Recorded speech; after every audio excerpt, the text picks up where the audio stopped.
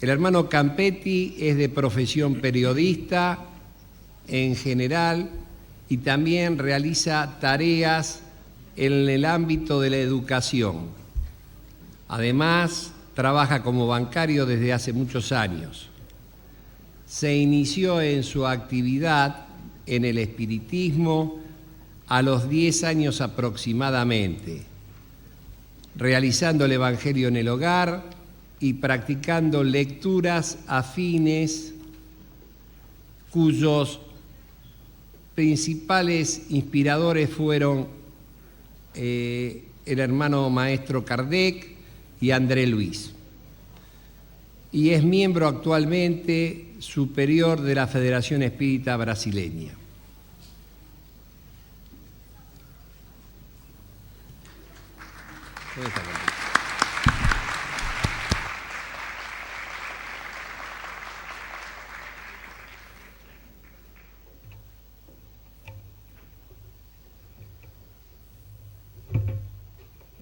Queridos hermanos, buenas tardes. Podamos estar envolvidos em las vibrações do Maestro Jesús. Falarei em português, só um minutinho. Quero antes dar um recado a los compañeros de Espanha, que estamos substituindo a nuestro hermano Salvador Martín. El Consejo Espírita Internacional e a Federação Espírita de Espanha, espanhola, estarão realizando em los dias 19 e 20 em Igualada, Tarragona, um curso deste tema que vamos tratar aqui. Os companheiros estarão em contato com a Federação Espírita Espanhola. E também este tema está sendo levado por promoção do Consejo Espírita Internacional e de las instituições nacionais de diversos países, como curso para preparação de orientadores em el área del estudio sistematizado de la doutrina espírita. Quem tenha interesse nisto deve buscar el Consejo Espírita Internacional ou então la instituição coordenadora del movimento em su país, para que se pueda coordinar las actividades de los cursos de formação de monitores. Terminamos em espanhol. Bom, vamos apresentar o tema em português, porque a maior parte das pessoas que estão presentes falam português. Nós vamos apresentar as lâminas em espanhol e em francês. O tempo é curto e nós vamos ser bem objetivos e práticos com vocês. Quem queira saber mais sobre o tema, nós estamos à disposição. O tema é vastíssimo. O curso para preparação de monitores toma em torno de 10 horas, inclusive com atividades práticas. O estudo sistematizado da doutrina espírita surgiu por inspiração de trabalho feito pelo próprio codificador Allan Kardec. Ele escreveu no projeto 1868, que está editado em obras póstumas, que um curso metódico de espiritismo seria subministrado ou seria apresentado com o fim de desenvolver os princípios da ciência e difundir o gosto pelos estudos sérios.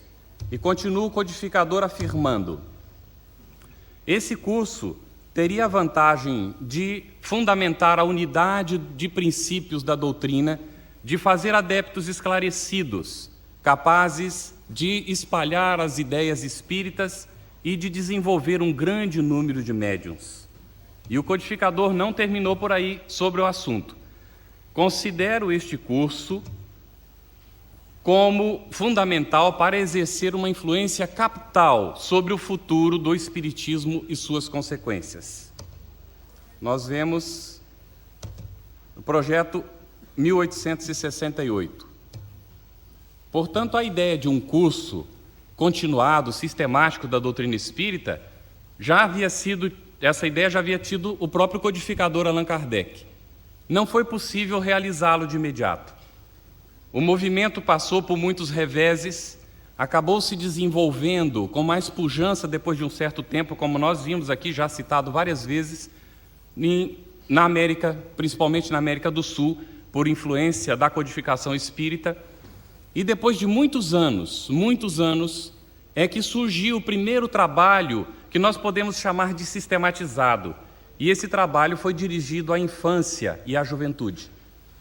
foi no ano de 1977, quando foi lançada uma campanha no Brasil relacionada com essa atividade da evangelização. E só depois de bastante tempo é que nós fomos ter a condição efetiva de realizar o estudo para os adultos. Vamos ver em que ano isso começou daqui a pouco. Uma vez mais, quando a espiritualidade julgou que o movimento estava maduro, estava pronto, preparado para isso, mandou ou transmitiu uma mensagem que foi captada no Rio Grande do Sul, no Brasil, e que diz: cabe aos espíritas, pois, responsáveis pelo movimento espírita, uma ampla tarefa de divulgação das obras básicas da doutrina, promovendo um estudo sistemático das mesmas. Esse espírito era Ángel Aguarod, que foi um espanhol emigrado para o Brasil e que desencarnou em terras brasileiras e seguiu trabalhando pelo movimento espírita no mundo espiritual. Em 1975, a USE de São Paulo, União das Sociedades Espíritas do Estado de São Paulo, lançou uma campanha local que chamava os espíritas para a necessidade do conhecimento da obra básica. E o título da campanha era Comece pelo Começo. Já na União das Sociedades Espíritas do Estado de São Paulo sentia a problemática do afastamento dos espíritas das obras básicas. E cada vez mais o movimento estava caminhando para uma atividade periférica, em que as pessoas conheciam uma série de obras, mas não conheciam a codificação. Como o movimento espírita no estado de São Paulo era e continua provavelmente sendo um dos maiores do Brasil, a USE sentiu essa necessidade e lançou essa campanha. A campanha, então, Comece pelo Começo. Uma campanha que, em realidade, ela é permanente por si mesma. Não deve ser interrompida, porque é uma campanha que deve fazer cada espírita, quando nós compreendemos qual é o propósito da doutrina. Em 1977, então, há essa mensagem de Ángel Aguarod, e ele transmite um estímulo à criação de uma campanha que destaca a importância do estudo da obra básica e sugere um estudo sistemático. Em 1978, essa campanha é lançada no Rio Grande do Sul, é uma campanha da Federação Espírita do Rio Grande do Sul, também local, destinada ao Estado. Em 1983, depois de anos de experiência, a Federação Espírita do Rio Grande do Sul propôs ao Conselho Federativo Nacional, em 1982, que se fizesse um trabalho semelhante ao que se fazia com as crianças e os jovens, que se elaborasse também uma campanha sistematizada de estudo da doutrina espírita. E, naquela época, pediu, então, e sugeriu que o Conselho aprovasse a ideia de que a Federação Espírita Brasileira desenvolvesse esse material. E a Federação, naquele instante, não considerou que tivesse condições de assumir a responsabilidade de imediato. No entanto, uma vez terminada a reunião do Conselho, a equipe se lançou em campo e buscou pessoas em todo o país, em diversos pontos do país. E essas pessoas se uniram nesse ideal. Na reunião seguinte do Conselho Federativo Nacional, em 1983, já havia um material elaborado que servia de base para o lançamento da campanha. A campanha, então, do estudo sistematizado da doutrina espírita. Vamos ver o que Bezerra de Menezes nos diz a respeito desse assunto na psicografia de Divaldo Pereira Franco, presente na reunião do Conselho Federativo Nacional, quando do lançamento dessa campanha. Diz: um programa de estudo sistematizado da doutrina espírita, sem desmerecer todos os nobres intentos que foram feitos ou foram realizados ao longo dos anos, é um programa da atualidade sob a inspiração do Cristo. Durante todo o tempo de implantação da campanha, e ainda onde a campanha não é conhecida ou o estudo não é conhecido, é comum que as pessoas sintam medo de implantar um estudo desses, porque pensam que o estudo sistematizado da doutrina espírita veio para eliminar os outros estudos na casa espírita, ou para concorrer com as outras atividades da casa espírita. Então, logo no começo, os espíritos, prevendo essa reação, já transmitiram a comunicação de mais alto. O estudo sistematizado não concorre com as atividades da casa espírita.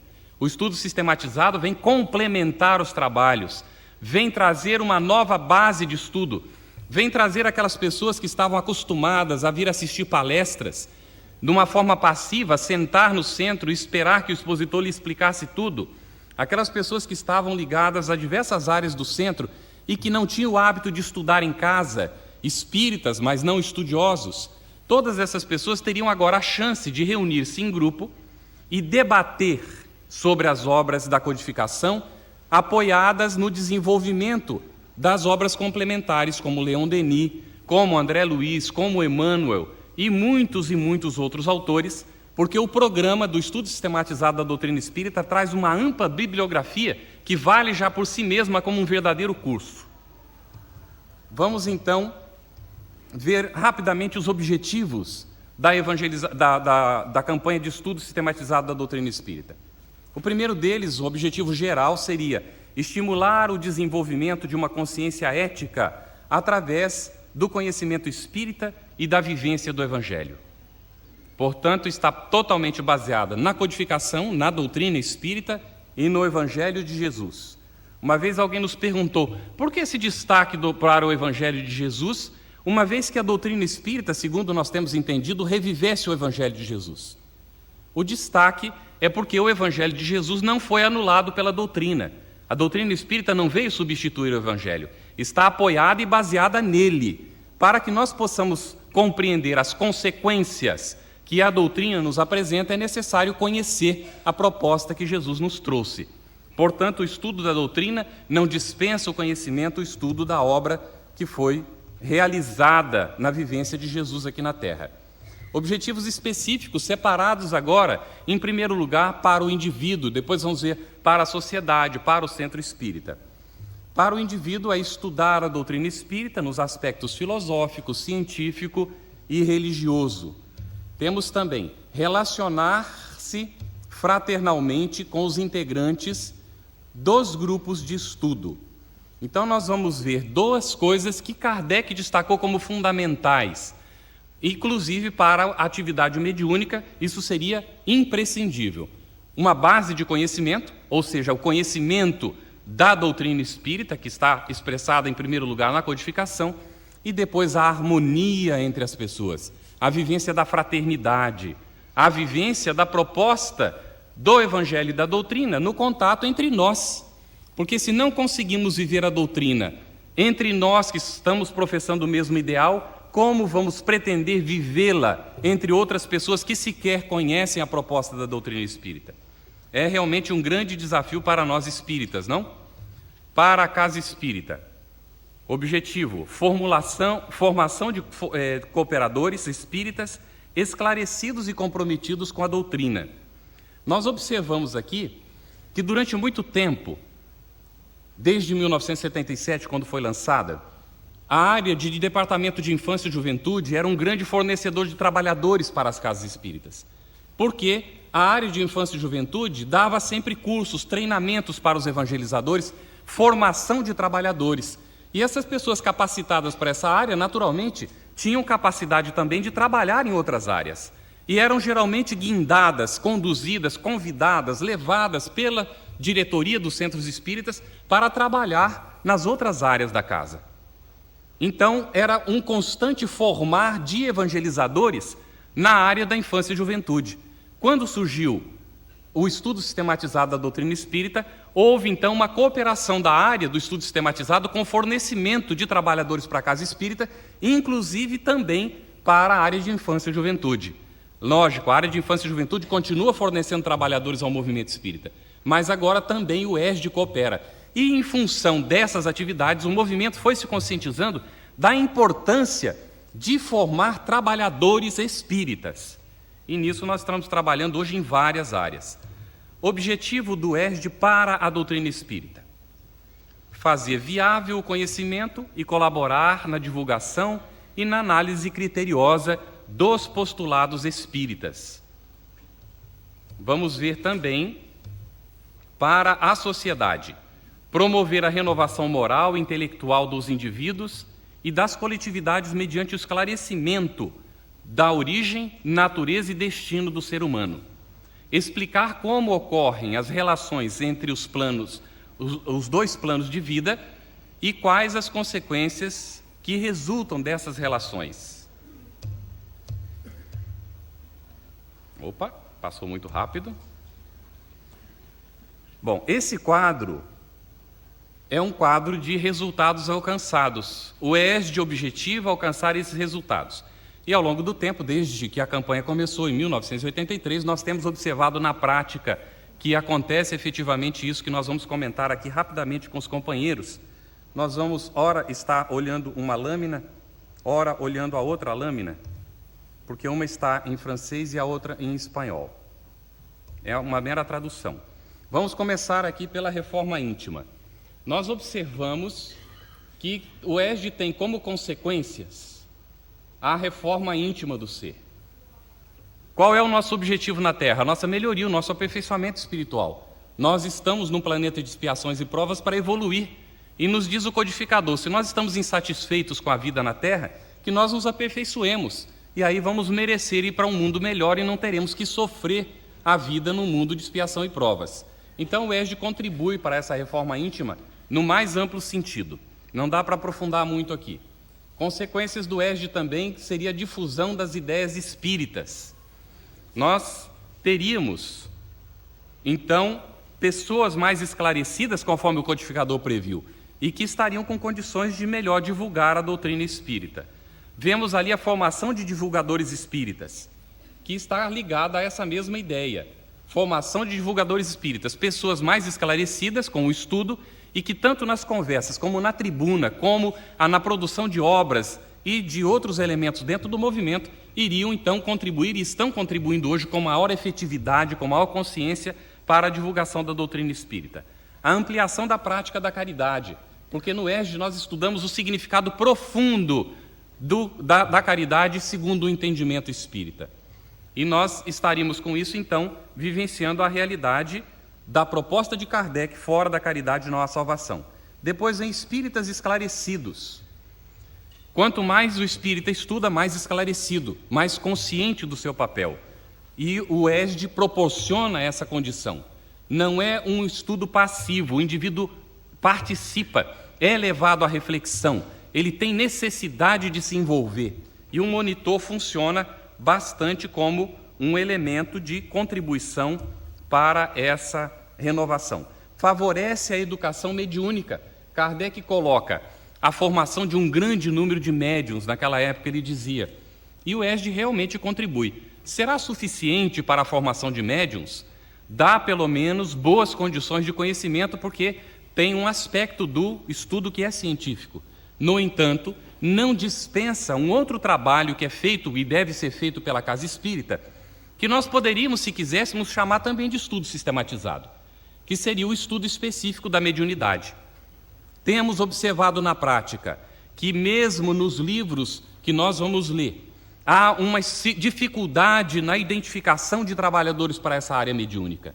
O estudo sistematizado resolve esse problema, porque nós não podemos colocar e aceitar que participe de atividades mediúnicas pessoas que não conhecem a doutrina espírita. E vemos muitas vezes pessoas reclamando nos centros que não recebem a chance, a oportunidade de ir para a atividade mediúnica. E os dirigentes dizem, mas ele não conhece a doutrina, não está maduro para ir à atividade mediúnica. Como é que nós resolvemos essa situação? Vamos convidar essas pessoas para o estudo. Ah, mas o estudo, a pessoa não gosta de vir para o estudo. Então explica para a pessoa que nós temos na casa o estudo da mediunidade específico para isso, e também há um material todo elaborado, como nós vamos mostrar aqui do ESD, específico para a mediunidade, elaborado por diversas instituições. Há mais material elaborado para a mediunidade do que para o próprio estudo da doutrina espírita em termos de estudo sistematizado, por incrível que possa parecer. E então a pessoa tem a chance de democraticamente entrar para a atividade mediúnica, pelo estudo, como todo mundo, e aí então forma uma base de conhecimento, se harmoniza com a equipe, como é a proposta de Allan Kardec, que Kardec chega a ser taxativo no livro dos médiuns. Para a atividade mediúnica há que haver homogeneidade da equipe, que é uma coisa muito difícil de alcançar, mas nós temos pelo menos uma chance de conseguir isso se nos sentamos para estudar e para fazer a harmonização da equipe. Vemos depois uma fé raciocinada. Fé verdadeira é só aquela que pode encarar a razão face a face em todas as épocas da humanidade, uma proposta revolucionária para a época e que continua sendo revolucionária até os nossos dias. Porque muitas vezes o espírita entra para a casa espírita, transfere os atavismos, ou seja, os seus costumes do passado, vem com os mesmos hábitos das religiões antigas e chega no centro espírita e pensa que porque é espírita está salvo. Então ele pensa inclusive que enquanto não vai salvo, pelo menos o passe ameniza a situação. Substitui então a confissão pelo passe ou pelo atendimento fraterno e fica muito justificado até a desencarnação. Depois vem a decepção. Se não veio encarnado, vai vir depois desencarnado. Basta ler a literatura. 2 livrinhos. Primeiro, Voltei, que foi o primeiro livro espírita escrito para os espíritas por um espírito espírita. Voltei. Está traduzido para o espanhol e provavelmente para mais algum idioma. Voltei conta a experiência de um espírita, que viveu como espírita. E quando chegou no mundo espiritual, não era o que ele esperava. Não vamos aqui dizer, porque não dá tempo e também não interessa. Quem fica curioso, lê o livro. É fininho, não é daqueles grossões como do Leon Denis, que a gente também tem que ler, não é? Mas esse é fininho, não custa muito não, dá para ler rapidamente. E ajuda a gente a entender o que acontece com o espírita que não estuda e não entende a proposta. Porque pode fazer muito movimento, muito barulho, muita coisa, mas se não trabalha dentro de si, isso não significa nada. E finalmente nós vemos projetado lá, se aparecer, a pureza doutrinária. Vamos mostrar aqui então um pouquinho mais, desculpem, em francês. Pureza doutrinária. Esse tema é controvertido. Quando fala nele, a gente já se arrepia. Quem é que dita qual é a pureza doutrinária? Qual é o espírita capaz de definir o que é pureza doutrinária? Bom, a pureza doutrinária está contida na codificação. Então, quando a gente estuda a codificação, a gente entende o que é a pureza doutrinária. Aí, então, nós vamos impor para os outros a pureza doutrinária? Será que temos essa capacidade, alguém de nós? Será que a doutrina nos pede isso? A pureza doutrinária é a nossa vivência da proposta. É aí onde nós mostramos que, efetivamente, há uma pureza doutrinária. Na vivência da proposta da doutrina espírita. É o amor ao nosso semelhante, é o resgate do ensinamento de Jesus de fazer ao próximo aquilo que nós gostaríamos que nos fosse feita, e isso é o que revela a pureza doutrinária. Ela está na codificação, está nas obras complementares. Agora, a nossa vivência, conforme disse André Luiz, Leon Denis, como disse Leon Denis, o Espiritismo, como movimento, a gente agrega, será aquilo que os homens fizerem dele. Estudo sistematizado da doutrina espírita é o estudo do momento, é a oportunidade que tem cada espírita de fazer a sua reflexão, de entender efetivamente qual é a proposta do codificador para nós, que não esperou encontrar na Terra espíritos perfeitos para serem espíritas, mas que propôs a eles que assumissem o compromisso de renovação espiritual, porque verdadeiro espírita é aquele que luta pela sua transformação moral na definição de Allan Kardec, e que também faz o seu esforço para domar as suas inclinações inferiores, as suas más inclinações. Vamos ver então que para fazer um trabalho como esse, que nós estamos aqui fazendo referência, há necessidade de um material elaborado. E não pode ser um material elaborado aliviana, de uma maneira não pensada, não examinada ou não planejada. O estudo sistematizado pressupõe uma série de conhecimentos. Há necessidade de reunir uma equipe de especialistas, minimamente em algumas áreas, nós vamos citar aqui rapidamente. Primeiro, tem que ser espíritas, conhecedores da doutrina espírita. As pessoas que vão elaborar esse material precisam ter um mínimo de conhecimento de pedagogia, de didática, precisam conhecer também a psicologia do relacionamento. Tem que ser pessoas que já passaram pela experiência de ensino, tem que ser pessoas que tenham um mínimo de conhecimento da filosofia dos homens, ainda que não seja somente a filosofia espírita. Precisam ter avançado em alguns campos do conhecimento que lhes possibilitem, então, fazer um material coerente, partindo de objetivos bem definidos, com a seleção de conteúdo adequado, para dar ao indivíduo que adentra ao estudo condições de progressivamente compreender a doutrina espírita e, num período X de tempo, cumprido o programa, ter condições de ser autodidata do espiritismo.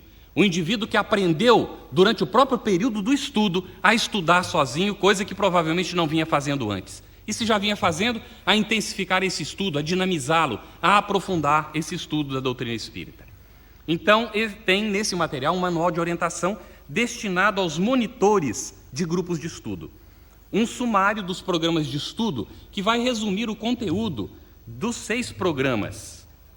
Nós vamos ter também guias dos 6 programas, que vai dar os detalhes das aulas, como elas serão aplicadas. Vem detalhado introdução, desenvolvimento, conclusão, quais as técnicas a serem utilizadas, quais os recursos didáticos e quais os instrumentos de avaliação daquela atividade.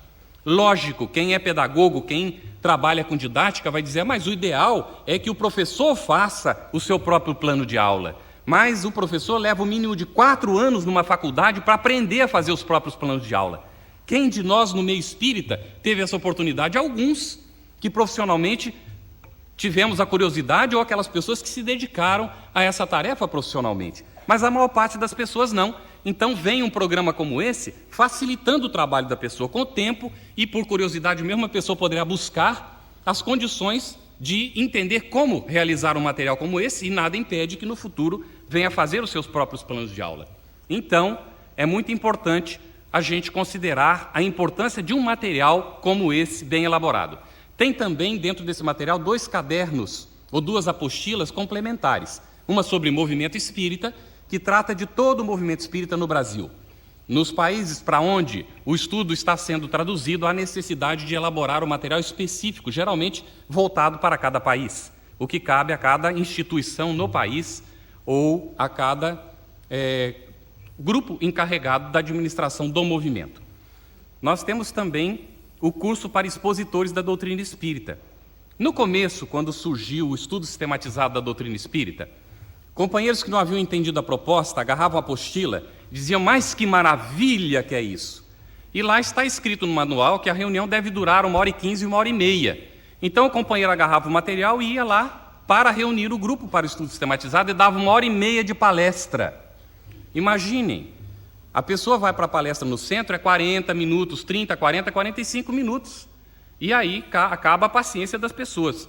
Mas o indivíduo queria pegar o material muito bem elaborado, ótimo para dar ideias, e com esse material ele fazia a palestra de 1h30. Lógico, vinham as pessoas no primeiro dia, no segundo, no terceiro já era metade, no final de um mês já não tinha quase ninguém assistindo às palestras dele. Então começou-se a realizar esses treinamentos, esses cursos, para que as pessoas pudessem entender que o material não é um material para dar palestra, é um material em que o indivíduo não é chamado de palestrante, não é chamado de expositor, não é chamado de orador. Ele é um monitor, é uma pessoa, é um instrutor que vai ajudar dentro do trabalho. Por isso, o próprio material inclui um curso para expositores da doutrina, para que se estabeleça a diferença entre uma coisa e outra e as pessoas também aperfeiçoem a sua técnica de exposição nos centros espíritas. O conjunto didático está composto de 6 programas. O primeiro deles, uma introdução ao estudo da doutrina espírita. O outro, princípios básicos da doutrina espírita. O outro, leis morais e seus efeitos no progresso humano. 1, 2 e 3. Aparece muito rapidamente em francês. Programas 4, 5 e 6. 4, aspecto filosófico da doutrina espírita. No 5, aspecto científico da doutrina espírita. E no último, aspecto religioso da doutrina espírita. Aqui fazemos um pequeno adendo, um pequeno comentário rápido. O aspecto religioso está lá no final. Por que será? Porque a proposta da doutrina espírita, conforme Allan Kardec disse, no sentido filosófico, nas consequências morais, portanto, a religião filosófica, que é o espiritismo, ou seja, a religião natural, que é o espiritismo, para compreendê-la, há necessidade de todos esses pré-requisitos antes. Porque senão nós transferimos os nossos hábitos religiosos do passado para dentro do centro espírita. É fundamental, então, ter toda essa base e compreender a proposta libertadora da doutrina espírita no sentido religioso. Em 2004, a Federação Espírita Espanhola iniciou o primeiro curso de estudo sistematizado da doutrina espírita em castelhano. Aí está a direção da página, para quem quiser consultar. A reunião é as quartas-feiras, às 22 horas, horário de Madrid. Por favor, confiram, há diferentes horários. Está dando resultados muito bons. Pessoas de diversas partes do mundo entram ali, fazem um momento juntos, como a internet permite, se dividem como se fosse divisão em grupo, em distintas salas, fazem as tarefas de grupo ou individuais e depois se reúnem de novo na sala principal para a discussão do estudo. É muito interessante e vale a pena a gente conferir. Está aí a página, já vamos ter que mudar, que o nosso tempo está terminando e nós prometemos terminar no horário. Faltam 2 minutinhos. O que caracteriza um estudo sério é a continuidade que se lhe dá. De quem que é isso? Allan Kardec, Introdução do Livro dos Espíritos. Só podemos efetivamente garantir que nós estamos estudando seriamente a doutrina espírita se o nosso estudo tem continuidade. Logicamente, isso daria um outro comentário de meia hora aqui para explicar o significado dessa simples frase de Allan Kardec. Fica para a nossa meditação. O estudo sistematizado da doutrina espírita contribui efetivamente para a nossa conscientização de qual é a proposta da doutrina espírita para a humanidade. O material saiu em português, foi traduzido já para o espanhol, está sendo traduzido para o inglês e futuramente poderá estar em outros idiomas. Os resultados são efetivamente interessantes e vale a pena investir. Quem quiser saber mais, pode se informar junto ao Conselho Espírita Internacional. Muito obrigado e muita paz para todos.